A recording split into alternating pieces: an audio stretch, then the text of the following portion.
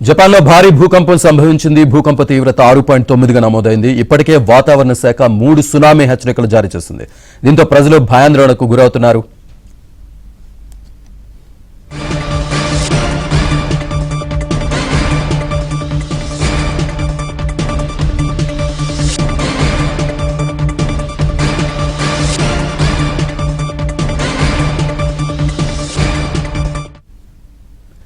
జపాన్లో భారీ భూకంపం సంభవించింది. భూకంప తీవ్రత 6.9గా నమోదైంది.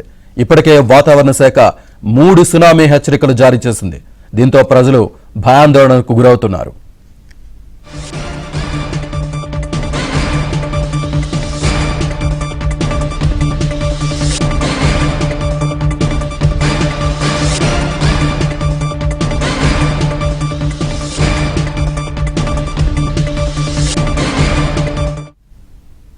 జపాన్లో భూకంపం సునామీ హెచ్చరికలకు సంబంధించి పూర్తి సమాచారాన్ని మా ఢిల్లీ కరెస్పాండెంట్ సతీష్ అందిస్తారు. సతీష్.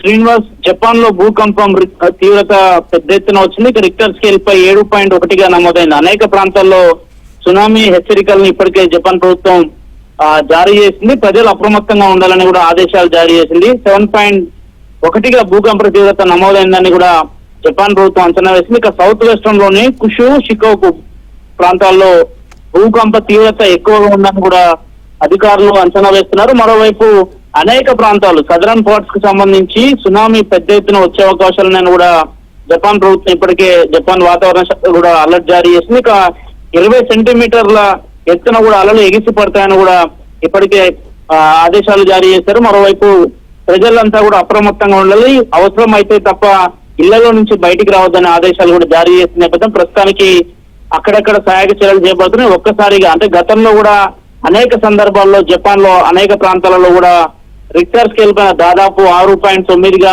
నమోదయ్యాయి. కానీ ఈసారి కొంత దాని తీవ్రత ఎక్కువ ఉన్నట్టు చెప్తున్నారు.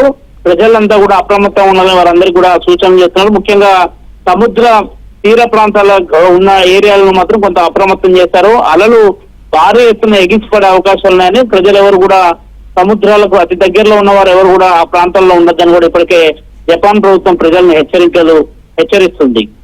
Right Satish, thank you.